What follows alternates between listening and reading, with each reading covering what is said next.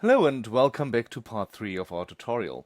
In part 2 we created this setup here, and as said before, I want to spice this up a little bit more using 3D tools. Especially I want to add some fog.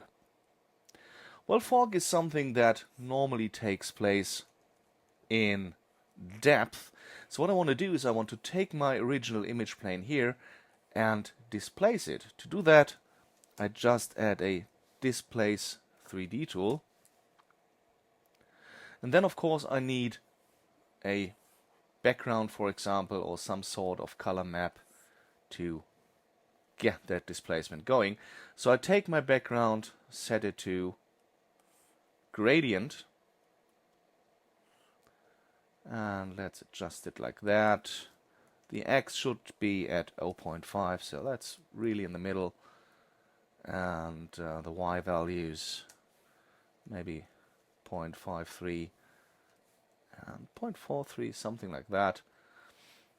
And then I feed that into my displace 3D tool and set it to luma. And actually I want the displacement to go to the back, and you see that the scale slider mins out at 0.0. But as always in Fusion, you can extend the values of the sliders by just typing another value in, like -10 in this case. So what you see here is that the displacement actually takes place at the normals of the image plane, and that looks quite strange. So let's introduce a camera, basically by taking my original camera here and wiring it up down here. And in the displacement we say use camera displacement camera 3D1. So now you see that watching through my camera, the image actually looks exactly as the original image plane. But if I switch to perspective, you see that there's a lot of displacement going on, and we want to use that to create our fog. So let's go ahead and reorder our tools here, and in between my merge and the render I insert a fog 3D tool, like so.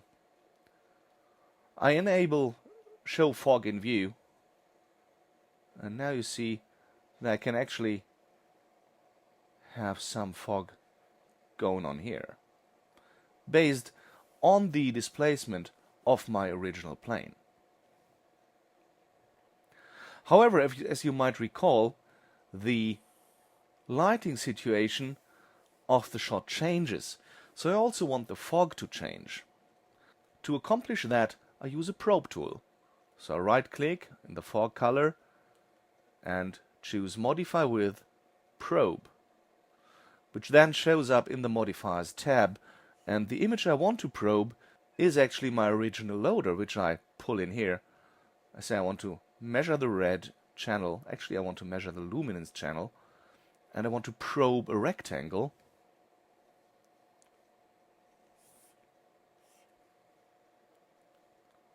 And the rectangle should be up here, basically measuring the average luminance value of the sky.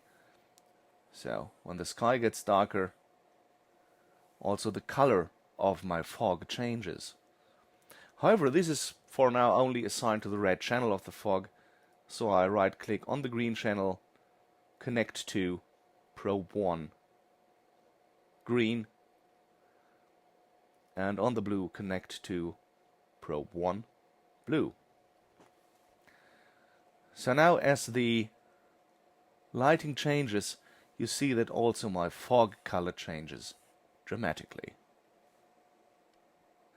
Right, I want to introduce some glow to my fog as well.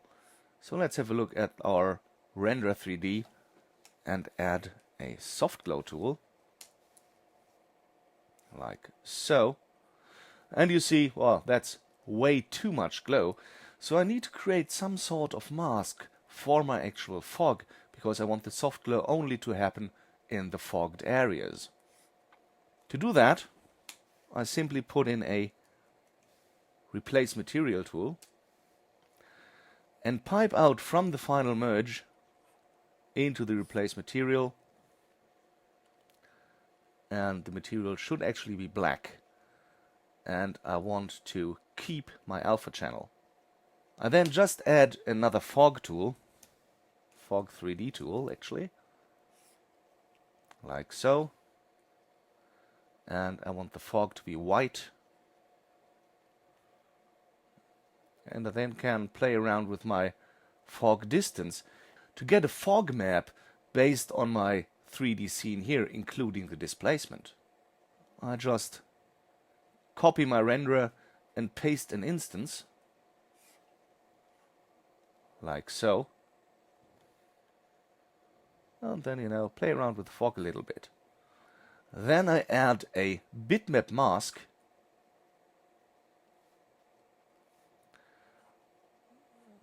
which takes the luminance of my fog render here, and that goes as a pre-mask to the white input of my soft glow here. And right now this looks a good deal better. Well, back to my displacement I have here. Let's view the thing through the perspective view again. And looking at my scene, you see there are some buildings that might need an extra mask.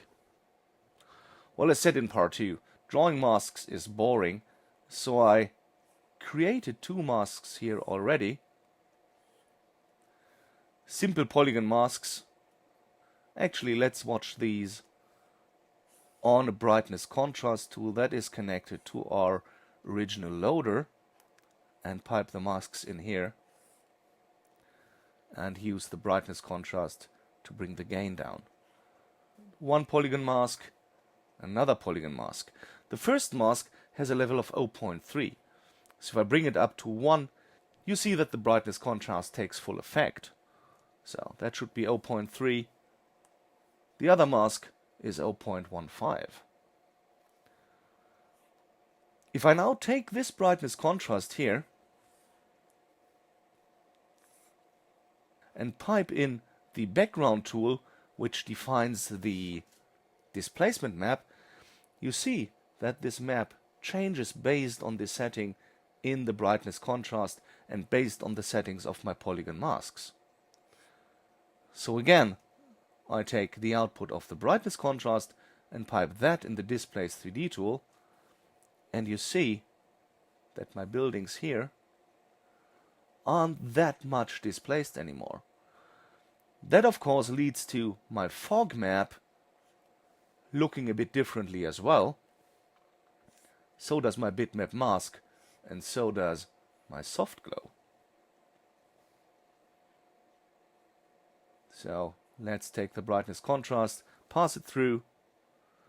That is the full featured fog, and that is the fog with some buildings taken out of it. Well, you see, now we add all our color corrections we did in the beginning, and this is pretty much the effect I've been looking for.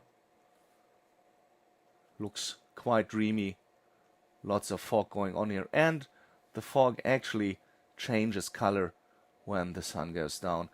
That's all done automatically by the probe tool measuring this area up here.